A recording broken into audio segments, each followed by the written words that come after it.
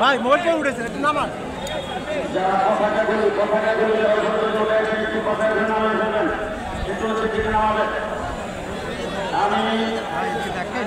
আপনারা এরকম যদি করেন তাহলে ক্যামেরা রাখবে কোথায়?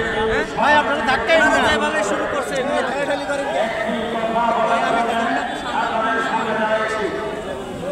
আমাদের আজকে এই সংযুক্ত বিক্ষোভ সমাবেশে আমাদের কর্মসূচি শেষ। পরবর্তীতে কোন মিছিলের প্রোগ্রাম আমাদের নাই, আমরা কোন মিছিল করব না। আপনাদের হেফাজতে ইসলাম বাংলাদেশে ঢাকা মহানগরের যে যে জুন থেকে আগমন করেছেন, যে যে থানা থেকে আগমন করেছেন, যে যে ইউনিট থেকে আগমন করেছেন, আপনাদের সকলকে অনুরোধ করে বলব আমাদের সমাবেশ শেষে আমরা কোন মিছিল করব না। যে যেখান থেকে আগমন করেছেন, যেভাবে আগমন করেছেন এইভাবেই চলে যাবেন। একটি কথা আমি বলতে চাই, সেই কথাটা হলো ইসরায়েলের নেতানিয়াহু, ভারতের মোদি আর বাংলাদেশের হাসিনা, তিনজন একই সূত্রে কথা, তার মধ্যে কোনো পার্থক্য নাই। আজকে ইসরায়েলের নেতানিয়াহু নবীদের দেশ, রাসূলের দেশ, ফিলিস্তিনের মুসলমানের উপর যে নির্যাতন শুরু করেছেন, গোটা বিশ্বের 200 কোটি মুসলমানের মধ্যে রক্তক্ষরণ সৃষ্টি হয়েছে। আজকে গোটা বিশ্বের মুসলিম রাষ্ট্রপ্রধানদেরকে বলব, আপনারা ইসরায়েলের বিরুদ্ধে জিহাদের ডাক্তার বিশ্ব রাষ্ট্রের আপনাদের চোখে কষ্ট। মিস্টার মোদি সাহেব, আপনাকে কোন করে আগে বলছি, এখনো বলবো, একটু আফগানিস্তানের দিকে তাকান। আমেরিকার মতো বড় শক্তি 70-70টা মিত্র শক্তি একত্রিত হয়ে 20 বছর চেষ্টা করে সেই জায়গা থেকে আমেরিকা চাঙ্গা পরে বিদায় হয়ে গেছে। মিস্টার মোদি সাহেব, যেভাবে মুসলমানদের উপর নির্যাতন করছেন, আপনাকে বলবো আপনার দুটি সম্পদ আপনাকে প্রাপ্য সময় আসে না। আমরা বাংলাদেশের মুসলমান, ভাই রাখেন বিশ্বের মুসলমান, যেভাবে ভারতের মুসলমানদের উপর নির্যাতন চলছে, পরিষ্কার বার্তা দিয়ে দিচ্ছে, ভারত টুকরা টুকরা হয়ে যাবে। ভাই মোবাইলটা শুরু উঠেন শেষে কথা বলতে চাই, 2010 সালের ডান দিকে ভাই প্রতিষ্ঠানে তসবিহ জায়নামাজ ওয়ালা, তাহাজ্জুদরত, জিকিররত, সেজদারত, মুনাজাতরত মানুষগুলোকে কারেন্টের লাইট বন্ধ করে অন্ধকার করে 1,54,000 গুলি চালানো হয়েছে। বাংলাদেশেও অনেক সংগঠনকে সন্ত্রাসের দায়ে বিলুপ্ত করেছেন, নিষিদ্ধ ঘোষণা করেছেন।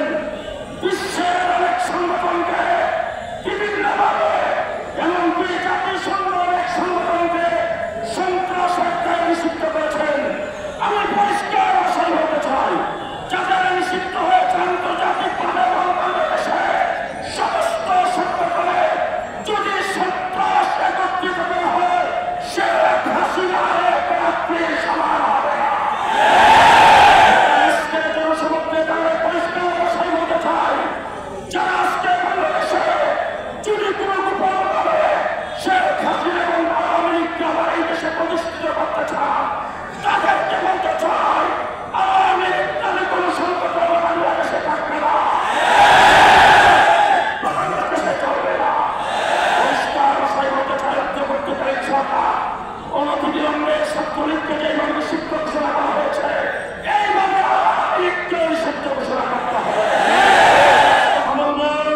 কেশুরা পিলখানা হত্যাকাণ্ড, শাপলা চত্বরের গণহত্যা, 2021-এর গণহত্যা, জুলাই আগস্ট আন্দোলনে আমার ছাত্র জনতাকে পাখির মতো গুলি করে হত্যা, সমস্ত হত্যাকাণ্ডের বিচার অচিরেই অনতি বিলম্বে করতে হবে।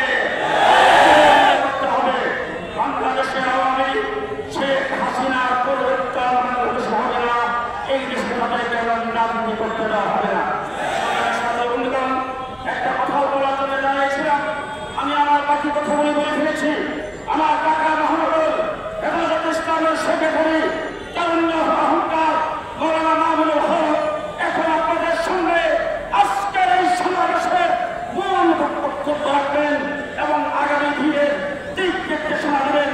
তারপরে এই মাহফিল, এই সমাবেশ সমাপ্ত হবে, মিছিল হবে না। আপনারা যার যার অবস্থানে চলেন।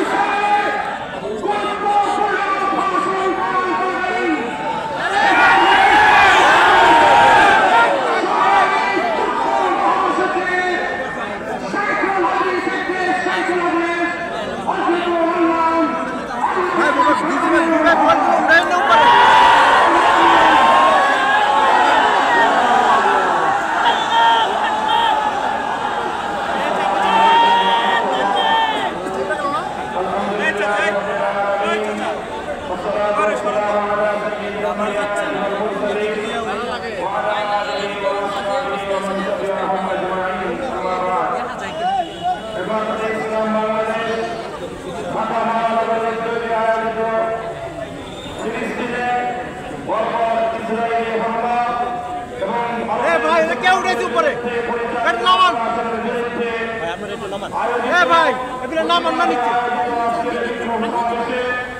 উপস্থিত সংগ্রামী সভাপতি, হেফাজতে ইসলাম বাংলাদেশ ঢাকা মহানগরীর সংগ্রামী সভাপতি, হেফাজতে ইসলাম দুনিয়ার যুগ্ম মহাসচিব জননেতা মাওলানা জুনায়েদ হামিদ, উপস্থিত হেফাজতে ইসলাম বাংলাদেশের কেন্দ্রীয় মহানগরীর নেতৃবৃন্দ, ঢাকা মহানগরের প্রকোষ্ঠ থেকে সমবেত হেফাজতে ইসলাম বাংলাদেশের নেতাকর্মী ও সর্বস্তরের তৌহিদি জনতা, আজকে অত্যন্ত ভারাক্রান্ত হৃদয় নিয়ে, হৃদয়ে রক্ত খাবার নেওয়া পবিত্র জুমার দিনে জাতীয় মসজিদ বাইতুল মুকাররমের উত্তর প্রাঙ্গণে আমরা সমবেত হয়েছি।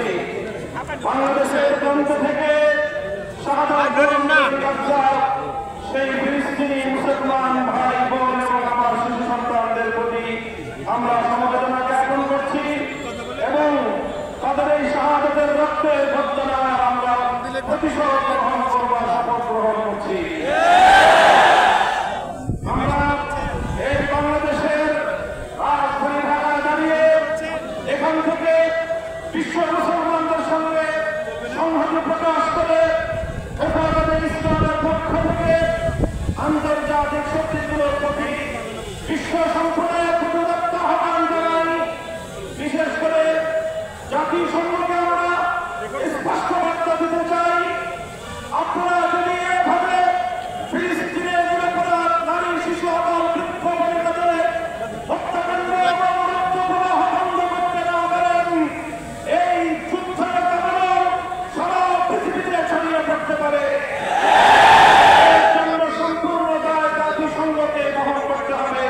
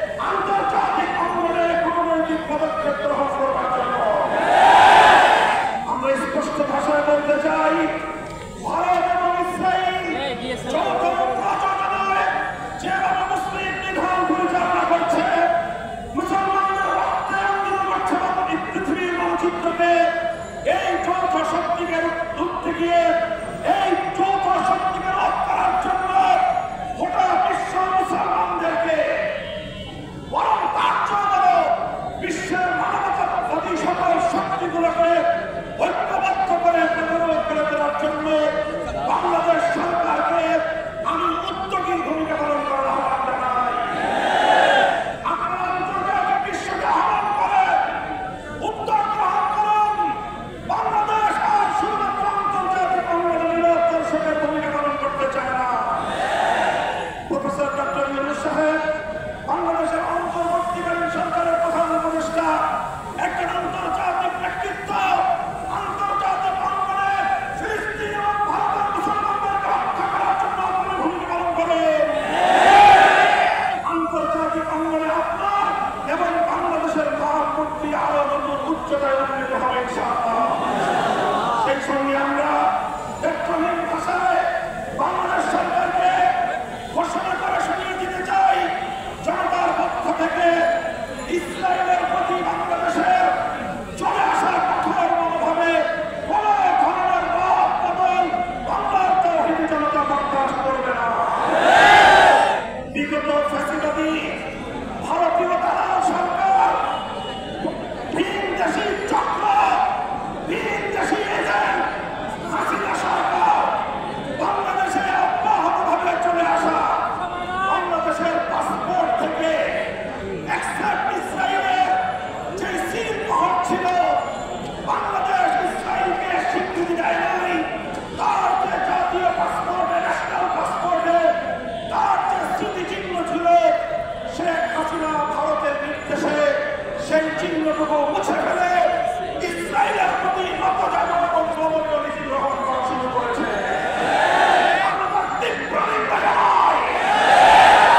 সরকারকে আবার জাতীয় পাসপোর্টের মধ্যে এক্সেপ্ট ইসরায়েল লেখাকে আবার পুনর্বহাল করবার জন্য দাবি জানাই। ইসরায়েলের প্রতি জিরো টলারেন্স নীতিতে সারা পৃথিবীর শান্তিকামী মানুষকে আসবার উদাত্ত আহ্বান জানাই। সংগ্রামী সাথী বন্ধুগণ, সর্বশেষ আমার এই বাংলার এই আপামর জনতার প্রাণের দাবিগুলোকে নিয়ে সংক্ষিপ্ত যে কথা বলতে চাই, সেটা হলো বিগত দিনগুলোতে ফিলিস্তিন এবং ভারতের সঙ্গে পাল্লা দিয়ে বাংলাদেশি লেডি ফেরাউন যেভাবে এদেশের শান্তিপ্রিয় মানুষের উপর হত্যাযজ্ঞ এবং গণহত্যা পরিচালনা করেছে। পিলখানার রাজনীতিতে ৫৭ জন সেনা কর্মকর্তা, সাপ্লায় শাহাদাত বরণ করে মোদী-প্রেমিক শতাধিক তাওহীদি জনতা ২০২১ সালে মোদী বিরোধী আন্দোলনে হাটহাজারী থেকে ব্রাহ্মণবাড়িয়া পর্যন্ত প্রায় ২৫ জন হেফাজতের নেতাকর্মী, সর্বশেষ ২০২৪ সালের জুলাই আগস্ট বিপ্লবে শাহাদাত বরণকারী ২ সহস্রাধিক ছাত্র জনতার রক্তের বিচার না হওয়া পর্যন্ত বাংলাদেশের রাজনীতিতে আওয়ামী লীগ এবং হাসিনার নাম নিশানা এদেশের মানুষ বরদাস্ত করবে না। শান্তিপ্রিয় দেশের রাজনীতিতে আগুন ঢালবার জন্য আমি নিষেধ পালন করব। খবরদারে আগুন নিয়ে খেলবেন না। দেশের প্রতিটি শান্তিকামী মানুষের হৃদয়ে ক্ষোভের আগুন খুশির মতো জ্বলছে। সারা দুনিয়ার মানুষ প্রেডিকশন করেছিল খুনি হাসিনার যেদিনই পতন হবে সেদিন লক্ষ লক্ষ আওয়ামী জালেমদের লাশ বাংলার মাটিতে পড়বে। এটাই ছিল সকল মিডিয়া এবং দেশের আন্তর্জাতিক পর্যবেক্ষকদের পূর্ব ধারণা। কিন্তু বাংলাদেশের শান্তিপ্রিয় বিপ্লবীরা সকল আশঙ্কা, সকল সেই পূর্ব ধারণাকে মিথ্যা প্রমাণ করে দিয়ে আওয়ামী লীগের কোন অত্যাচারীর গায়ে, কোন খুনির গায়ে বিচার বহির্ভূত হস্তক্ষেপ করা হয় না। তারা এখন সেই সুযোগ পেয়ে আমার এই বাংলার মাটিতে শহীদের রক্তের দাগ মুছে দেওয়ার